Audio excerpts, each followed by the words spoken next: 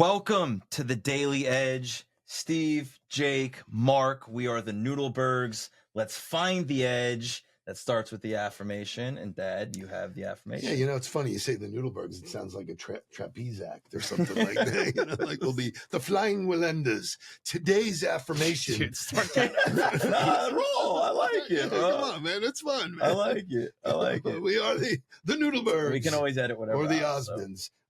So today's affirmation: success is built on consistency. Small, intentional efforts lead to greatness. Thank you, Aristotle. Wow. Is that where that comes from? That is a quote from Aristotle. And philosopher. I happen to know a company that kind of believes in the 1% better every day mentality. I don't know what company that might be, but it's probably the one that's on your shirt. Yeah. So Aristotle, on the ball, James Clear, right? Everybody with this same concept of small disciplined behaviors. We've seen it come true. I mean, when we built a national champion at Florida State, that was the philosophy behind it, right? Any success, 40 years of building businesses, business development particularly. So how do you start that journey of defining the processes? So, you know, I'll use, there's so many references that are bouncing around in my head, but Bill Belichick, do your job. And in order to do your job, you have to know your job. And I don't think a lot of people, I asked a whole group the other day, what's your job? And they get up and think their job is to sell something. Well, so if you're in business development or you're in sales, right, your title says sell. So why would I think differently? Because it's poor training. Mm-hmm. The reality is your job is to meet and develop relationships at scale. And there is a daily process, very, very defined behaviors that create the outcomes. You know, like when you look at success that leaves clues. Derek Jeter said, man, it was boring. I did the same thing for 20 years, but it proved to be really good. So, you know, understanding that you need to have a process. The process does not mean you're making thousands of this and thousands of that. Very much aligned with being in a gym. Defined behaviors done consistently, bang, you get results. We started with the most paralyzing question there is. When do I start? Where do I start? And how do I start? Right. Yeah. Those are the three things that paralyze everybody. Yep. Right? They go, oh, I want to be healthier. Okay, well, go walk. Yep. Start eating Start healthier. moving. Right. I want to sell more. Well, you need to have more conversations. Right? You want to make more money? You need to do something different. Right? And I think that we live in such a perfection culture now. Yep. Right? Where we have to be perfect in everything we do, or people feel uncomfortable. Yep. Right. And just taking the little action to start leads you to a place of clarity that allows you to refine everything a little bit more. I love that. Right. And I'm, maniacal about like trying to build things into frameworks. And so when we started talking about process, when I got out of football, because I was like, process makes sense. I'm going to do my individual period. I'm going to teach fundamentals. I'm going to build fundamentals into segments. I'm going to teach segments into full scheme. And that's how I developed everybody in football. The lunchbox at school, you go in your spot. So you were like, all right, process. And I'm like, okay, process. Let's do it, right? But then it's like, okay, well, what do I actually do? And I think processes have to be simple, number one. If it is complicated, it is impossible to do on a daily basis. It needs to be repeatable. It's got to be repeatable. I got to be able to do it over and over and over. It can't be something that you do one time, and it's got to be unconditional. I would add something to that. Meaning, we'll come back to unconditional. Unconditional meaning that it can't be based on what the weather is outside. It can't. How you feel. When football players practice, it's not conditional upon the weather. If it's lightning outside, they move their ass indoors and they still practice. Yep. So it's got to be simple. It's got to be repeatable. It's got to be unconditional. You have a fourth? And something you're willing to do. Like if you're not willing to do it, which may be part of the unconditional. Well, and I think that's for you to decide. That's an individual thing. Correct. Oh, very much. All those are individual. Here's what it is. I mean, what we teach people is not hard. Right. It is not hard. Most people aren't willing to do it because they're looking for a silver bullet. They want success overnight. Instant gratification. Like, this whole thing with credit cards is a mess, man. Work. you'll get the results if you do you the need work. to know that the longer you put off trying something, the longer you wait to alter it or fix it. Right. Wow, look at you, man. And Great. I remember I came out of football coaching and we opened up a coffee company. And Yeah. this was like my first real entrepreneurial journey. Hmm. We were doing, it was a great idea. It was Thank you. coffee cups for charities. It was leveraging their logos and their brand in order to kind of drive revenue back. And I was so fixated on the perfection of everything, at the boxes, the coffee. I mean, every little Drove me detail, all the crazy. details. every Yeah. little Right. detail, because Yeah. that was what football was. Right. If one detail fell through the crack, we were going to lose. Yep. We were going to lose. And it's different in business, I think, you know, and you have to get it as close to perfection before you launch. Of course, I'm not saying just Right. launch it with whatever you got, Right. you know, but have some grace that you are going to change and make it better as you go. Seth Godin says it all the time. Ship it. Yeah. Just send it. And there is, and this is where I think the dynamic between sports and business are so interesting. Because in sports, as we've talked about in previous episodes, it's a finite window. You only have your career in sports for so long. There's only so much amount of time you're going to play for the game. And The then it's game is over. only so long. The season is only so long. It is this very small window. You know, when you listen to anybody who knows anything about business, it's a lifetime journey. It's forever. The nature of the game is to be in the game. There's no actual winning because it's a constant climb to sell and have revenue and continue to become more efficient and effective. It's forever going. Now, people who operate the best in business break it into seasons. They break it up and start to create those milestones for themselves to help them to grow. And they focus on the small behaviors that drive that success. I saw Brandon Marshall make a comment. I think I sent it to you guys, where he was like, these are premium athletes, but you don't see behind the scenes the commitment they make every day to sleep, to recovery, to what they put in their bodies, to what they read. You saw, you know, AJ Brown with the book last night. You know, like his commitment is, you knew Seth Godin made that quote. Scientists say that we have 35,000 decisions on every daily basis. I buy that. And that creates a lot of fatigue. I think a lot of indecision on how many decisions can you actually make? Because I don't think that we conceptualize that we make 35,000 decisions in a day.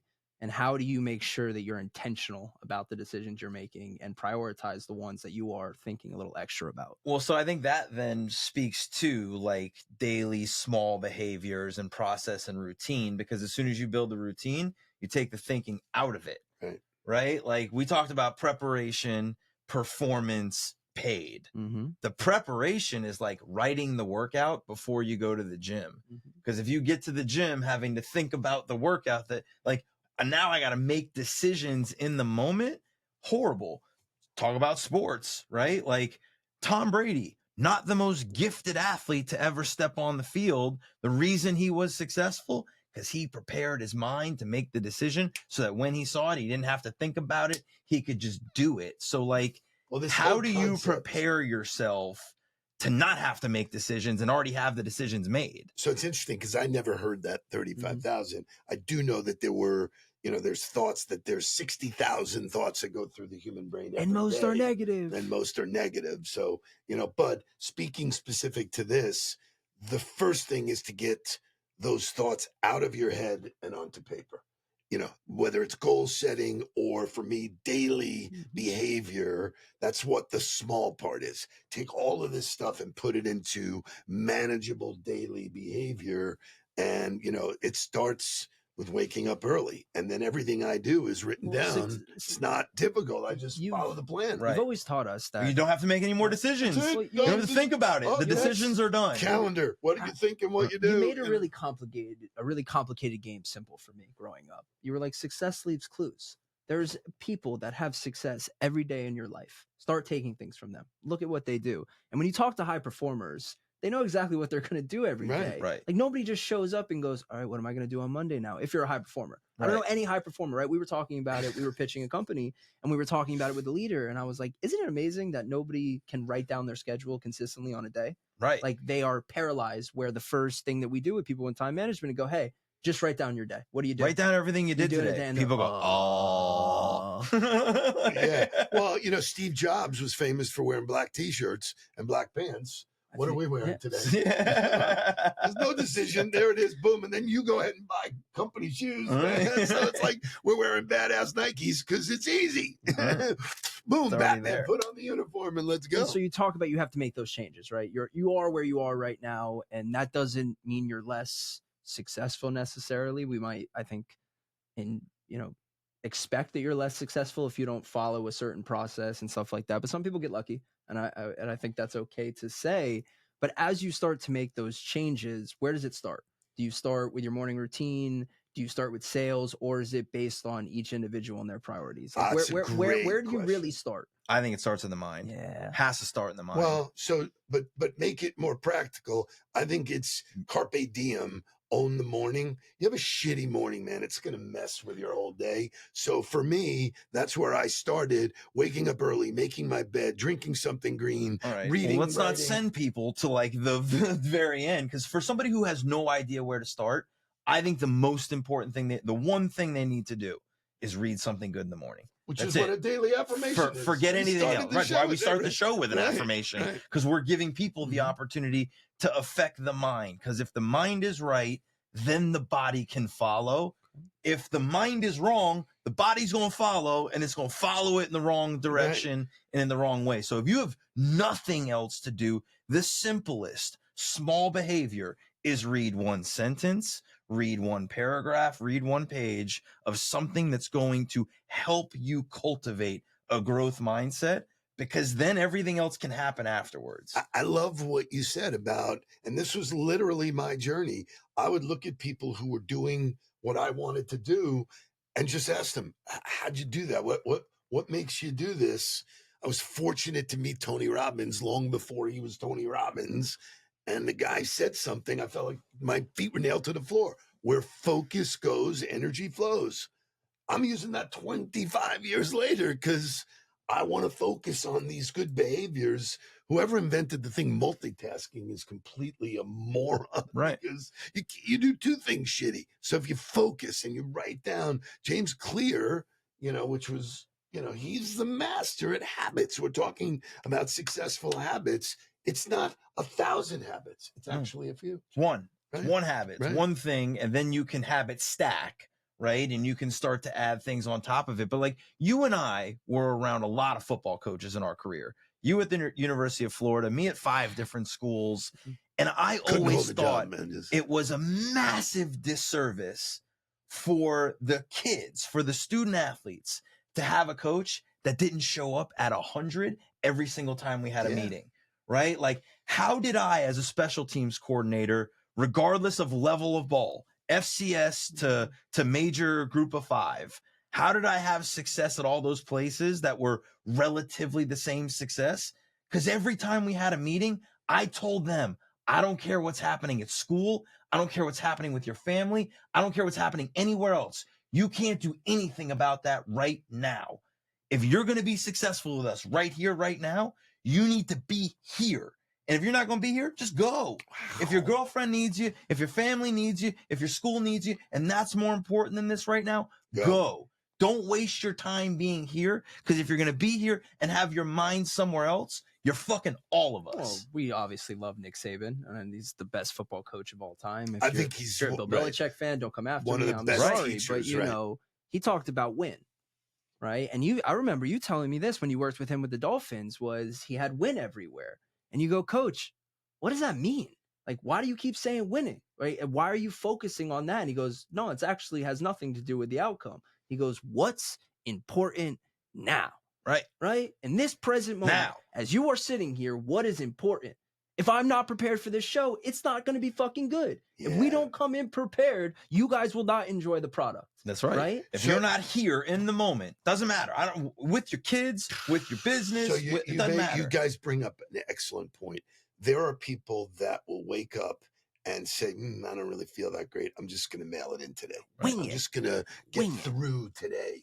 And for me, I always had this fear that would be the day I would meet somebody who wouldn't see me at the best. Wow. And I would be responsible for missing that and not giving them everything. So it was really, for me, a fear of being average. Like, I was pushing myself. Thank you, Michael Jordan, and his mirror test, his mirror challenge. But, those are personal decisions to show up the best you can be. And guess what? People notice that. And that then, so like tying it all together, right? Like if you choose to do the things that put you in that position, it removes all fear and all anxiety and all doubt and like the imposter syndrome. It doesn't exist because you're so focused on doing it. And it builds that momentum for you that you don't have space for the other shitty thoughts. You're consumed with what you're focused on doing and the momentum that that's building. And that is how unbelievable success happens. Well, when you ask people in sales, show me your process, and they can't, then they're not really focused on doing that behavior. It's happenstance. When do you prospect? How do you prospect? Who do you prospect? So I hate the word prospect, but if you're going to develop relationships at scale, you better know how you're doing it and when you're doing it. And so all of Daily this behavior. stuff is daily behavior. If you focus on the day and then you duplicate the day, like anybody, I would do a series of 30-day challenges with myself. Right. That I would just say, okay, I can do this behavior for 30 days. And then it's either working for me or it's not working for me. But I would take those clues from everybody else. All the time I hear, well, I'm not a morning person. Guess what? You are what you tell yourself. Yeah, you created that for yourself. And I love being a coach, and I've all three of us do this really well. We take complex topics and things and make them very simple and actionable. Right. And I was doing a little research, and there's a behavioral scientist out of Stanford, BJ Fogg is his name, I believe. And he goes, the only way you can make consistent change or a change that will last was that you can have an epiphany, right? You can change your environment, or you can change the small habits, right? And what are the odds of having the epiphany? Yeah, probably zero. Probably very low. Unless you get hit by a car. But it was funny. We talked about this where, if everything is constantly changing in your environment around you, it's hard for you to focus because you're constantly morphing to the different things. You talked about it, getting hired at 27, special teams coordinator. You were going into your second year and you were like, oh, it's quiet. Right. And I love the after word that quiet. year, it was like, ooh, things slowed down and got slow. And then, of course, right when that happened, boom, got fired. Right. And so you got fired? Yeah, 5 times. So you talk about you talk about the epiphany side. The odds of that happening are very little. So if you're just going to wait every day and say it's going to hit me in the face, it's not. Right. Yeah. That the odds of that are very correct, very limited and slim. And you have to have an unbelievable mindset if that's going to happen. So then you look at the other two. You have your environment. Yep. Right. Now take a look at everybody you're talking to. Yeah. Who are you hanging out with? Where are you going? Right? What's on the walls? What's on the walls? What are you reading? Is it motivating you? What are you seeing? What are you digesting consistently to put you in that state? Still hard because a lot of people are in environments they can't change. They have a job. They can't leave the job. But there is something you can change. Okay, good. I love that. And then we're going to get to it. And then you're left with the small habits. Right. Right. And then that's just the most logical place to start for me, for everybody, where it's like, hey, you got to implement one thing. And I love the math where you go, if you add one sales call per day, one more outreach, you're at 250 for the day. You've done 250 output, right? Yeah. And so everybody tries to go, well, I got to do more. I don't know where to start. Start with one.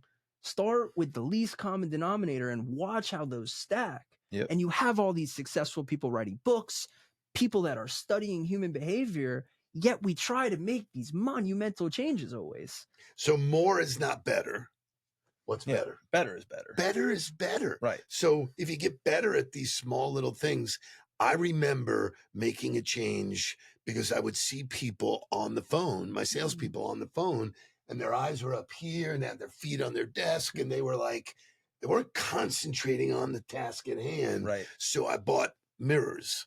And I made everybody look at themselves in the mirror while they were talking. Right. Total change of energy because they were focused on what they were doing. And people thought, wow, that's genius. No, it's paying attention to details and making those adjustments, which you talk about in coaching. Sure. Those adjustments are the things that make that behavior better. So the takeaway, right? The edge that we found today is small, disciplined, consistent behaviors that feed into an overall process. And in order to be able to do that, you got to define what the one thing is. You got to start with that one small behavior. You got to commit to it for 30 days. You got to commit to it for whatever you're willing to do, and then discipline yourself to doing that. Be a scientist. Have a hypothesis and test it, right? Try it. Don't be willing to say I'm not that, right? You said that earlier in the show. You said I'm not that, right? But how do you know? Right? Have you done it? Have you done it sustainable? Right? Don't say you aren't something until you try it. The other thing that is directly in line with that, I will get the last word in on the show, I swear. No, they won't. Is that, like, you have to be willing to not have fun sometimes, right? Like, waking up early is not fun every day. There are some days that I get up that I'm like, yeah, I got a great night's sleep and I feel ready to get after this workout. And there are other days that I'm like, oh, brother, are my legs tired and my eyes heavy? Better, how fast? Immediately, as soon as you finish the workout. And the other part of it is, like, what if I only did a 10-minute workout instead of an hour workout like I normally do? I did it on Sunday morning. I was like, you know what? I want to get up. I want to do something. I got after it in the gym with weights for 10 minutes. I broke a serious sweat, and I was like, it's better than nothing. Right. It was 10 minutes better than nothing. That's a champion mindset. Right. So what do you cheat? You cheat yourself. I feel like shit if I don't work out. Well, work out a little bit, on the road, do something in your hotel. I mean, all of these are little changes in behavior, which is why when we coach, we don't say, hey, rip the Band-Aid off. Try this one behavior, do it for 30 days, then stack that behavior. Success is just stackable behaviors that all of a sudden you got your routine in place. Oh, by the way, if you need help on any of this, go to ontheball.co, right? The Daily Edge is powered by On the Ball. Go to our website, go find out. There's free tools there. There's unbelievable learning content there for you. There's a zillion things that we're giving away to help you implement these concepts and these behaviors into your daily life. To perform better. Yeah, 1,000%. Thanks for finding the edge with us. As always, if you like this show, please like, comment, subscribe, and share with somebody. And we'll see you again next time. Thanks for finding the edge.